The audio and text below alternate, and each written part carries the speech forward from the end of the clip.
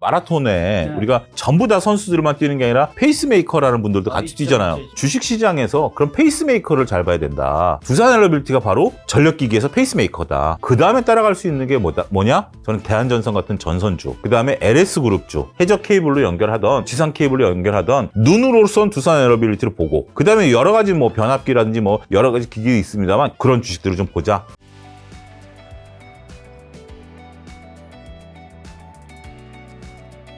현재 한국 증시랑 미국 증시 한번 점검부터 한번 해주신다면 이제 지금 코스피가 이제 3천도 돌파했었던 거잖아요. 그렇죠. 3천 돌파했었죠. 코스닥 같은 경우도 800포인트를 향해서 가고 있는 그런 상황이기 때문에 전체적으로 보면 저는 이제 미국 증시도 상당히 좋긴 하겠습니다만 미국은 현재 지금 이제 트럼프 관세 정책이 아직 완결이 안 됐죠. 트럼프 관세 정책 같은 경우 7, 8월이 일단 1차 완결 시기로 보고 있습니다만 지금 현재 국면에서는 과연 이게 이루어질까? 조금 의문이죠. 그래서 만약에 7, 8월에 관세에 대한 부분들이 완결되기 전까지 그게 만약에 수년된다라면 미국 증시는 조금 오히려 변동성이 좀 있을 수 있다. 그러니까 뻗어나가긴 중기적으로는 뻗어나가겠습니다만 단기적으로는 조금 조정받을 가능성이 있다. 반면에 한국 증시 같은 경우는 앞서 언급드렸다시피 고객의 탁금이 풍부한 상황이거든요. 그리고 많은 분들이 지금 주식시장에 끼어들고 있어요. 제가 개인적으로 느끼는 체감은 마치 21년, 22년 같아요. 2020년 같은 경우는 그래도 우리가 동학개미운동이라고 말하기는 조금 애매해요. 본격적으로 이제 불붙기 시작한 게 11월, 12월부터였기 때문에. 근데 2021년, 2022년에 보면 그때 당시에 주식했던 분들이 한동안 말이 없다가 다시 말이 있어지기 시작했습니다. 새로 이제 돈을 갖고 오시는 분들, 새로 주식을 해야 된다라는 것들, 돈을 벌었다라는 얘기들이 제 주위에서 흔히 많이 들려요. 바로미터가 바로 카페에서부터 들리기 시작한다라는 거, 엘리베이터 안에서 들리기 시작한다라는 거, 이런 부분들을 놓고 보면 이 흐름이 근데 우리가 한번 경험을 해봤기 때문에 투자자분들이 많이 저는 현명해지셨다라고 봐요. 그게 바로 신용잔고가 많이 안 늘었다라는 거죠. 그런 부분들이기 때문에 저는 지금은 국내 시장이 이러한 훈풍 분위기를 올 연말까지는 더군다나 이제 이재명 대통령이 5천까지 간다라고 얘기를 하면서 여러 가지 상법 개정안이라든지 밸류 프로그램이라든지 이런 부분들을 지금 해나가려고 하는 부분들이고 또 내수를 키우려고 지금 이제 진흥원금까지 풀려고 하는 거 아니겠습니까? 추경 30조 그 이후에 또 추경까지 하겠다라는 부분들을 놓고 보면 저는 국내 주식을 해서 여전히 우리가 좀 봐야 된다.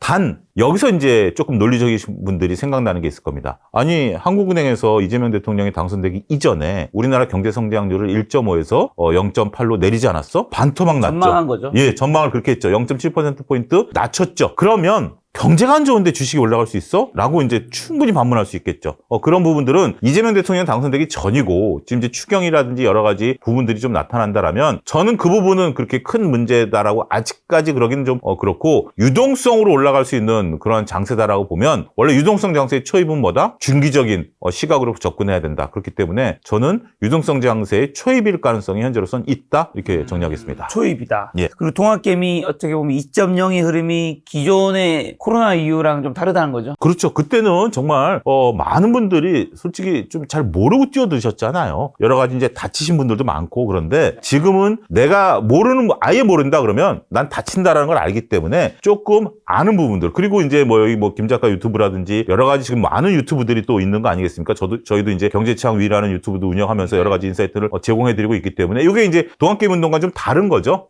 그런 부분들을 놓고 보면 지금의 이동성은 우량주들이 가는 장세다. 그때만 하더라도 유명한 인플루언서들이 얘기하면 그 주식들이 뛰었어요. 네. 정말 유명한 스타분들이 많이 나오셨었죠. 근데 그 뒤에 후유증도 분명히 있었습니다만 지금은 유명한 인플루언서분이 얘기한다 하더라도 투자자분들이 스스로 재무제표를 보던 아니면 뉴스 검색을 하던 아니면 다른 분들의 또 얘기를 이렇게 입체적으로 보던 이러한 행위들이 이루어지고 있기 때문에 우량주 투자를 할 수 있는 적기다. 자, 그러면 이제 올해 상반기 이제 거의 다 끝났습니다. 벌써 날짜가 지금 6월 이제 말을 향해서 23일 가죠. 예. 이제 내일 아마 영상 바로 업로드 될 텐데 어제까지 가장 많이 오른 주도주 섹터 지금 어디로 봐야 되나요?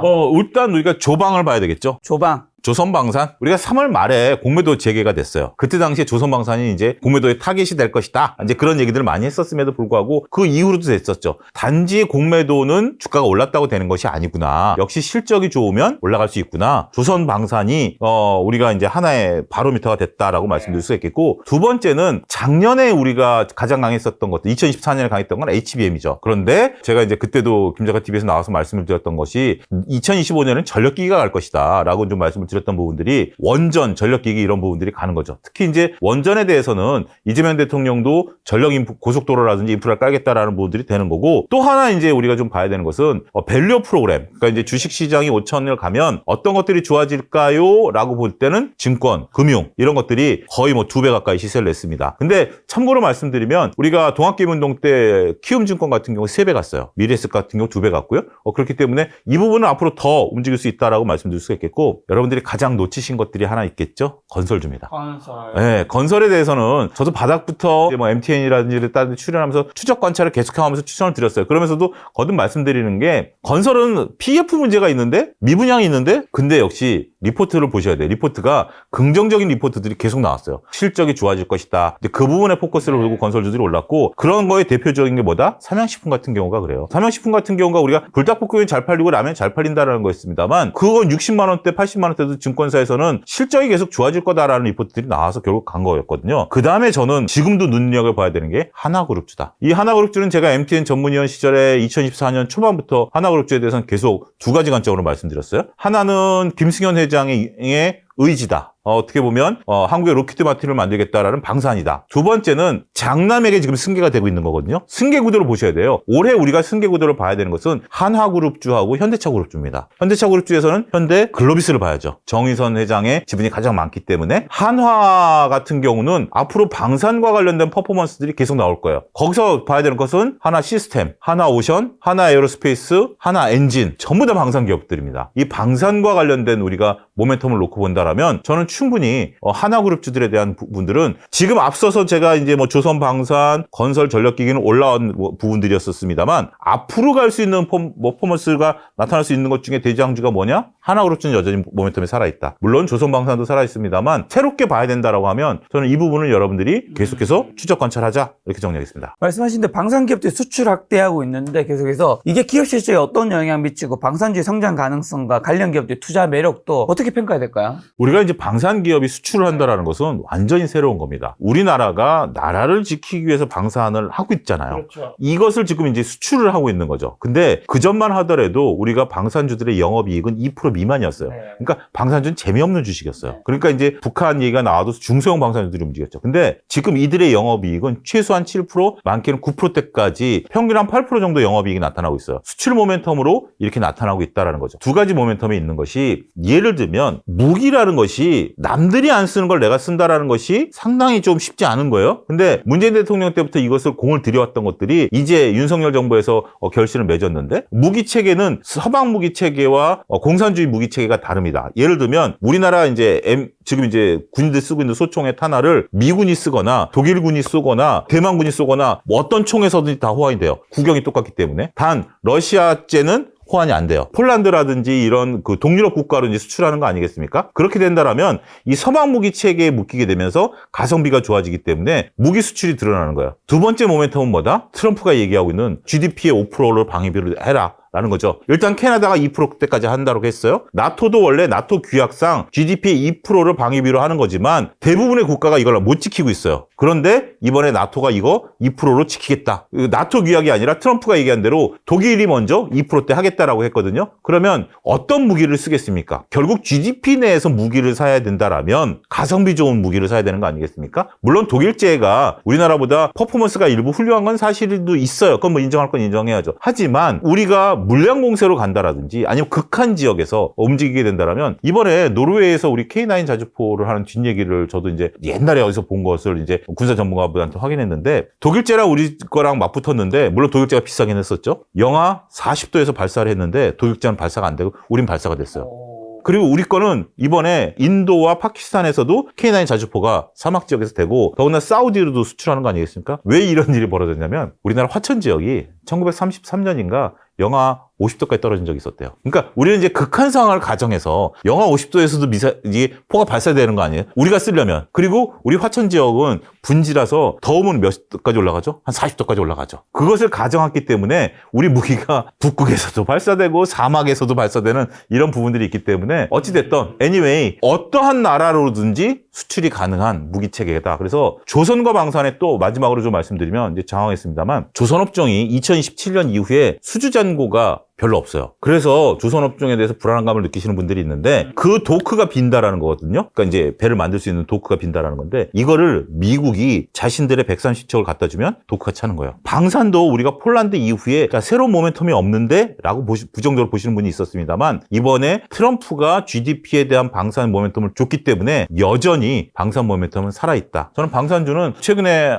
조금 오버밸류한 부분들이 있긴 하겠습니다만 이거를 버릴 단계는 지금은 아니다. 자, 조선업계도 친환경 선박 수주 증가로 호황받고 있는데 이런 수주 증가 추세가 지속 가능할까요? 투자자에 또 주목해야 될 조선 기업은 어디일까요, 그냥? 저는 일단 조선업종 같은 경우는 약간 방산보다는 하나 밑에다라고 생각을 합니다. 우리가 이제 말씀드렸던 것처럼 친환경 선박에 대한 수주는 증가하고 있습니다만 전반적으로 수주의 50% 중국이 싹쓸이 가고 있거든요. 그런 부분들을 놓고 보면 앞서 잠깐 언급드렸던 2027년 이후에 도크가 좀 비는 면이 있어요. 그래서 우리가 고부가가치 친환경 선박 이것을 수주하고 있는데 그런 상태라면 지금 이제 조선주를 우리가 볼 때 저는 오히려 엔진을 보자. 하나엔진이라든지 HD 현대 마린 솔루션을 본다라든지 과거 우리가 일본에서 조선업을 뺏어왔을 때 우리가 이제 배를 만들고 나면 일본 엔진을 갖다 썼어요. 근데 지금 중국에서 배를 만들어도 우리 엔진을 갖다 붙이거든요. 그런 부분들을 놓고 본다라면 이게 엔진이 배 가격의 한 30% 정도를 해요. 굉장히 비싼 겁니다. 그렇기 때문에 저는 오히려 조선업에 대해 더군다나 이제 미국이 우리한테 수주를 줄 때 한 가지 제 개인적인 생각은 비싸게 줄까요? 싸게 가져갈까요? 저는 싸게 가져갈 가능성이 크다라고 봐요. 전략적인 거기 때문에. 그렇지만 엔진에 대해서는 제값을 나타내야 되기 때문에 피팅 밸브보다 오히려 엔진을 보자. 최선호주로서는 하나 엔진이다. 이렇게 정리하겠습니다. 자, 조선주, 방산주 말씀하신 대로 조방 굉장히 뜨거운데 실적도 좋지만 밸류에이션 굉장히 사실 부담스러운 가격 아닌가요? 밸류에이션이 부담스러울 수도 있어요. 네. 근데 지금은 우리가 유동성 장세에 초입이다라고 네. 서두에 언급을 좀 드렸기 때문에 지금은 밸류를 얘기하기는 좀 어렵다. 우리가 피터 린치가 얘기한 것처럼 파티가 지금 한참 흥행일 때 먼저 파티가 끝날 것이다라고 예단하지는 말자. 5년, 10년 뒤를 예측하는 건 아니니까 몇 달 뒤에 올 가을, 겨울까지 예측한다라면 그때까지 파티가 끝날 것이냐라고 본다라면 우려는 해야 되겠죠. 우려는 해야 되겠습니다만 많은 분들이 이제 취한 모습들이 슬슬 보이긴 시작할 거예요. 그렇지만 다 취할 때까지는 조금 파티는 지속될 가능성이 있다. 그럼 상반기 이제 유망했던 것이 조선과 방산, 전력기기, 건설, 원전, 증권, 하나그룹주 얘기해 주셨는데 그러면 이제 하반기 앞으로 유망 섹터가 어디냐가 중요한 거잖아요. 이 중에서 앞으로도 갈 섹터도 있을 것이고 아니면 새로운 섹터도 나올 수 있는데 후보군이 어디 있는지 어떻게 보시나요? 저는 하반기 때는 이 중에서 방산, 전력기기 요거는 계속 움직일 거다. 네. 하나그룹주도 움직일 거다. 이 부분에 대해서는 계속해서 끌고 갈 가능성은 있어요. 그러니까 대부분의 종목들을 증권주도 그렇고 화장품도 그렇고 식음료도 그렇고 계속 끌고 갈 가능성이 있어요. 그러니까 이 부분을 우리가 버리지는 말자. 시청자분들이 듣고 싶은 것은 새로운 건 없냐라는 거겠죠. 그렇죠. 많이 올랐으니까요. 이것은 많이 올라. 이건 말고 이건 나도 알겠고 새로운 것이 뭐냐? 이재명 정책주. 지금 현재 이재명 정부가 이제 출범을 했고 7월 내에 인사청문회가 이제 끝나겠죠. 국무위원들에 대한 인사청문회가 끝나고 8월부터 아무래도 지금은 이제 우리가 국정개혁위원회 보고를 하고 있는 거겠지만 정식적으로 각 부처 업무 보고가 들어갈 것으로 저는 보고 있습니다. 8월부터 본격적인 정책주들이 쏟아질 거예요. 지수 5천 간다라고 해서 이렇죠. AI 관련해서 지금 막 이렇게 퍼포먼스를 보이고 있는 거 아니겠습니까? 이러한 유동성 상태에서 우리가 진짜 이제 정책주들이 8월 달에 나오면 저는 그것들이 순간순간 이건 공약과 다르죠. 이건 진짜 정책이죠. 더군다나 불과 출범한 지 얼마 안 됐지만 굉장히 꼼꼼하게 체크하지 않습니까? 현금 50%를 지금 쥐고 있어요. 뒤에 가서 또 말씀드리겠습니다만 8월 달에 이재명 정책주를 본격적으로 매매하려고 대기하고 있어요. 그렇기 때문에 그 부분을 우리가 한번 좀 기대해보자. 어떤 것이 나올지에 대해서는 아직은 우리가 예단하지 말자. 그때 이재명 정책주가 정확하게 잡히면 그쪽을 들어가자는 건가요? 그렇죠. 그걸 가지고 이제 매매를 하자라는 거죠. 그리고 그것은 단순하게 테마라기보다는 시대의 흐름을 이끄는 거잖아요. 지금 증권주가 한 3개월 정도 시장을 이끈 것처럼 대표적으로 우리가 정책주 아니겠습니까? 그 밸류 프로그램도 이렇게 이끌었고 후보 때부터 나왔던 그런 부분들이기 때문에 저는 그 부분에 대해서는 충분히 가능성이 있고 더군다나 이 주식들이 여기에 이제 상법 개정이 들어가면 상법 개정의 핵심이 그 이사회의 의무가 대주주에서 일반 주주까지 포함이 되게 된다라면 여기에 밸류 프로그램 붙게 된다라면 여기에 세금과 관련된 것들이 붙게 된다라면 우리 주식시장이 한 단계 더 레벨업 할 수 있는 정말 5천을 언제 가느냐에 대한 건 좀 논쟁거리이긴 하겠습니다만 올 연말에 3천대 후반까지도 본다라면 한 20% 정도 뭐 10에서 20% 정도 된다라면 그러한 것들에 대한 우리가 지금부터 추적 관찰, 그러니까 국무위원들이 선정이 되고 그런 것들이 얘기가 나오는 것들을 지금 일단 우리가 많이 얘기하고 이런 거 말고도 지켜봐야 된다. 저는 그렇게 정리하겠습니다. 방산과 전력기기 하나그룹주 기존 중에서는 말씀해 주셔서 전력기기 그럼 성한업의 성장 동력 어떻게 보시고 투자 포인트 어떻게 잡아야 될까요? 일단 전력기기 같은 경우는 우리가 여러 가지 이제 좀 봐야 되는 것 같아요. 전력기기는 이제 두산엘러빌리티가 이제 대장이죠. 원전. 그러니까 저도 원전에 대해서는 윤석열 정부 때는 그렇게 관심 있게 안 봤었어요. 네. 결국 윤석열 정부에서 원전주들이 매출이 일어난 것은 별로 없잖아요. 근데 이제 두산엘러빌리티는 원전이 아니더라도 우리가 변압기라든지 이런 부분을 가지고 이제 먹고 살 수 있는 거죠. 참 두산엘러빌리티는 우리가 방산주의 현대로템과 같은 주식이에요. 현대로템 같은 경우는 무기가 없더라도 뭘로 먹고 살죠? 지하철로 먹고 살잖아요. 우리가 이제 뭐 동남아를 간다라든지 아니면 서울에서도 이제 현대로템 이제 지하철을 타시는데 저기 원전 매출이 있긴 있는데 우리가 이제 새로운 원전 뭐 SMR인지 이런 것들이 붙은 건 아직은 아니잖아요. 그럼에도 불구하고 이런 퍼포먼스를 보일 수 있다라는 것은 두산엘러빌리티가 이제 대장주. 저는 최근에 이제 이런 표현을 좀 쓰기 시작했는데 운동 좋아하시니까 마라톤에 우리가 전부 다 선수들만 뛰는 게 아니라 페이스메이커라는 분들도 같이 뛰잖아요. 그 같이 뛰는 거죠. 그래서 그분들이 속도를 쫙 어느 정도까지 끌고 한 20km 정도까지 끌고 가시잖아요. 저는 주식시장에서 그런 페이스메이커를 잘 봐야 된다라고 보거든요. 두산엘러빌리티가 바로 전력기기에서 페이스메이커다. 얘가 지금 쫙 가면서 같이 따라가는 거다. 그러면 그 다음에 따라갈 수 있는 게 뭐냐? 저는 대한전선 같은 전선주. 그 다음에 LS그룹주. 어차피 전력 인프라, 뭐 ESS, 우리가 뭐 여러 가지 태양광, 풍력, 뭐 다 이제 들어갈 수 있긴 하겠습니다만 그걸 뭘로 연결하죠? 결국 전선으로 연결해야 되는 거 아니겠습니까? 해저 케이블로 연결하던, 지상 케이블로 연결하던 눈으로선 두산엘러빌리티를 보고 그 다음에 여러 가지 뭐 변압기라든지 뭐 여러 가지 기기 있습니다만 걔가 분명 페이스메이커거든요. 그런 주식들을 좀 보자. 이렇게 정리하겠습니다. 말씀하신 대로 그 원전 산업 좀 굉장히 요즘 주목받고 있잖아요. 국내 원전 기업이 그럼 경쟁력, 향후 성장 가능성과 투자 매력 등 어떻게 보시나요? 두산엘러빌리티 제외하고 뭐 한전 뭐 그룹주라든지 이런 쪽에 대해서는 지금은 우리가 너무 많이 담아두지 말자.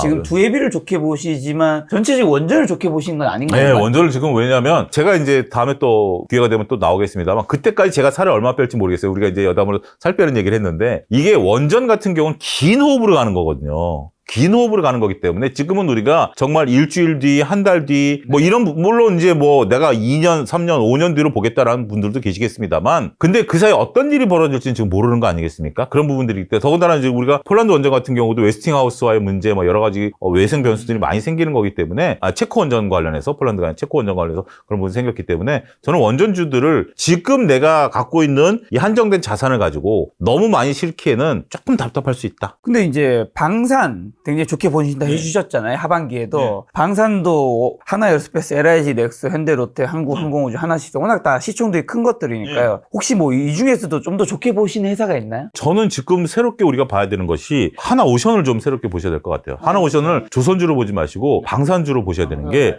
지금 이제 호주에 잠수함 업체를 인수를 했습니다. 지분이 19.9% 그러니까 20%를 안 맞추려고 19.95%까지 이제 했는데 미국이 이제 결국 배를 만드는 것도 무기를 만드는 것도 자체적으로 만들라는 법을 통과시켰거든요. 법 이름은 좀 정확히 기억 안 나지만 어쨌든 자체적으로 생산하라는 거예요. 그 자체가 결국 미국 안보와 이제 직결되는 부분들이 있다라는 거기 때문에 근데 얘네가 호주 기업인데 미국의 잠수함 업체에 수주받아서 만들고 있어요. 5개 지금 프로젝트를 맡고 있는데 여기를 하나가 참여할 수 있죠. 하나가 과거에 대우조선해양이었어요. 대우조선해양이 우리나라 장보함이라든지 그 수많은 잠수함을 만들었던 3대 중공업이었죠. 이력이 있어요. 더군다나 우리가 현대 같은 경우는 우리가 이지스함을 만드는 데 특화되어 있습니다. 대우조선해양 시절에는 잠수함을 만드는 데 특화되어 잠수함이 다 대우 잠수함이었거든요. 하나가 그런 잠수함 부분을 놓고 본다면 제가 올 초에 하나 엔진을 말씀드렸을 거예요. 지금 국면에서 6월 국면에서 본다면 오히려 하나오션을 보자. 그때 당시만 하더라도 하나오션 같은 경우는 MSCI 지수에 이제 리밸런싱에 들어간다라는 어떤 그런 모멘텀이 있었습니다만 그런 것들이 다 이제 지나고 난 모멘텀이기 때문에 실적 베이스로 보면 하나오션을 보자. 이렇게 정리하겠습니다. 2차 전지처럼 방산이나 조선도 이제는 굉장히 조심해야 한다고 언급하시는 전문가분들이 요즘에 조금씩 좀 늘어나고 있죠. 있는 것 같아요. 그럼 그런 의견은 좀 어떻게 보시나요? 2차 전지는 제가 이제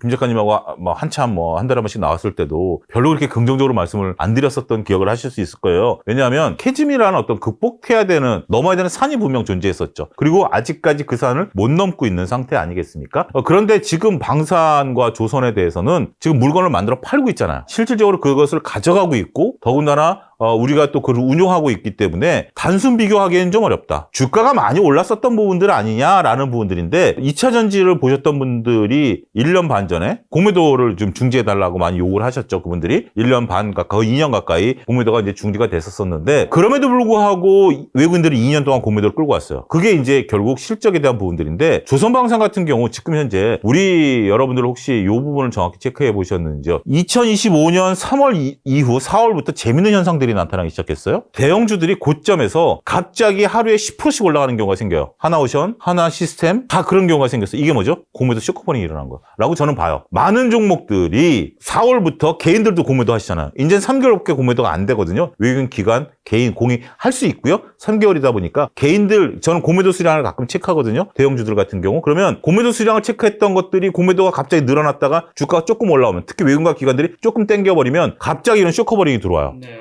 그런 현상들이 나타나기 시작했다라는 것은 과거 우리가 테슬라 같은 경우도 공매도를 쳤다가 캐시우드 언니가 당했던 게 그거 아니겠습니까? 공매도에다 다시 쇼크버링 나왔던 그런 부분들이 좀 있는 부분들이기 때문에 결국 실적이 돼서 쇼크버가 나오는 업종은 저는 아직까지는 밸류에 대한 논란은 좀 어렵다. 그래서 주가 많이 올랐다라는 건 사실이지만 쇼크버가 나오는 조선방산 같은 경우는 2차전지와 비교한다라는 것은 결이 좀 안 맞다. 저는 이렇게 정리하겠습니다. 자, 그렇다면 우리나라의 원래 국민주죠. 삼성전자, SK하이닉스 현재 주가 좀 어떤 상태고 앞으로 전망 어떻게 보시나요? 하이닉스는 여전히 저는 긍정적이다. 제가 MTN 전문위원 때부터 하이닉스는 계속해서 이제 위아래로 이제 고점을 좀 맞추면서 계속 말씀드려왔는데 지금도 하이닉스는 우리가 어떻게 보면 22만 원서부터 25만 원 올라올 때 갭으로 떠서 올라왔어요. 지금 당장 오늘은 조금 25만 원 언더에서 거래가 되고 있습니다. 지금 25만 4천 원이네요. 역사적 신고가네요, 지금. 지금 다시 또 올라가잖아요. 아, 역사적 신고가 아니고 52주 신고가. 52주 신고가입니다. 지금 다시 올라가잖아요. 조금 전에 제가 아침에 개장 방송할 때만 해도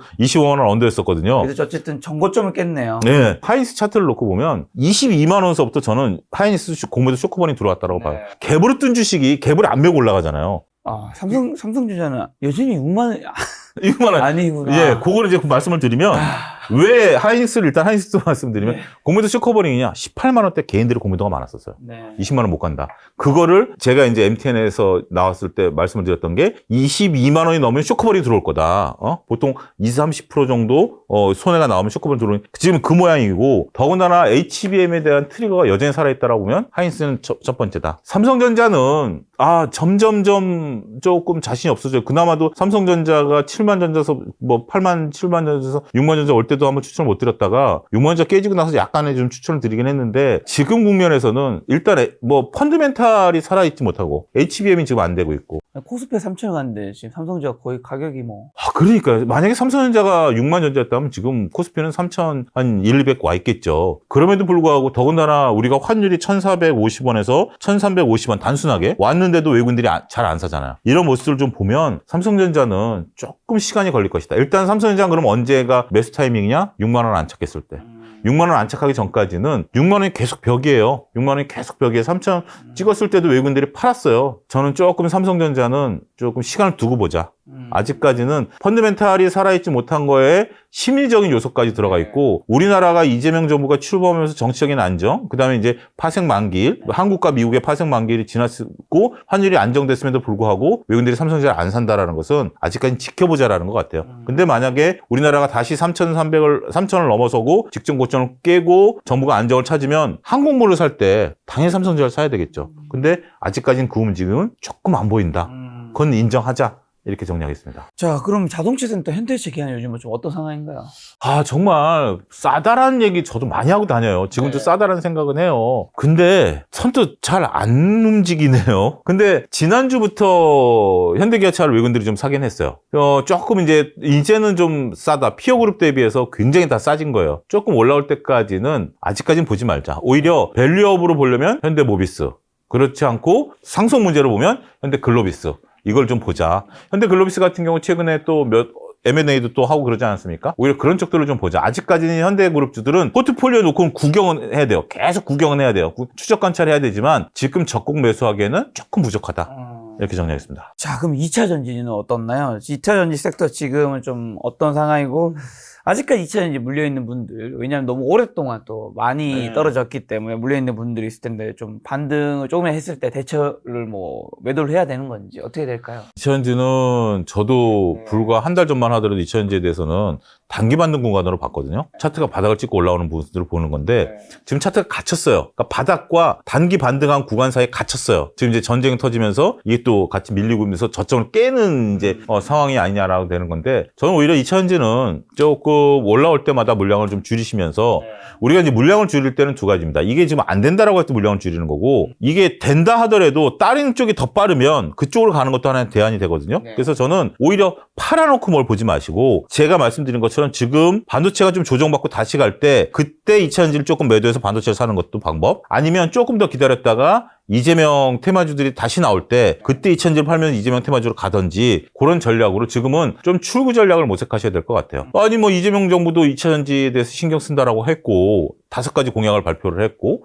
여러 가지 또 얘기들이 좀 나오고는 있는 거 아니냐라고 얘기하지만 캐즘은 공급단에서 나오는 게 아닙니다. 극복이. 캐즘 극복은 수요단에서 나와야 돼요. ESS라든지 뭐 휴머노이드 로봇에서 여러 가지 로봇 이제 우리가 2차전지에 대한 부분들이 있습니다만 규모가 너무 작아요. 지금 이제 우리나라의 수많은 기업들이 이것을 물량을 쏟아내는 것 대비해서는 그건 좀 작다. 그나마 저는 2차전지 중에서 좀 볼 수 있는 것은 폐배터리. 폐배터리 쪽은 오히려 저는 조금 다시 관심을 좀 갖고 있습니다. 왜 지금 2차전지가 안 된다면서 폐배터리냐? 2차전지가 된 다음에 폐배터리가 나오는 거 아니야? 우리가 이제 2차전지에서 수율이 한 7-80% 정도만 돼도 굉장히 잘 된다라고 얘기를 하는 거거든요. 수율이라는 것은 물건을 착착착착 찍어냈을 때 완성도인데 그중에서 1-20%는 불량품이 나오는 거 아니겠습니까? 이게 다 폐배터리 시장으로 흘러갑니다. 거기서 리사이클이 되는 거고 그 다음에 트럼프 행정부가 중국산 원료에 대한 어떤 그런 것들을 좀 이렇게 막았을 때 충분히 수혜를 볼 수 있는 측면에서 보면 저는 폐배터리를 보자. 그나마 그렇게 좀 말씀드릴 수 있겠습니다.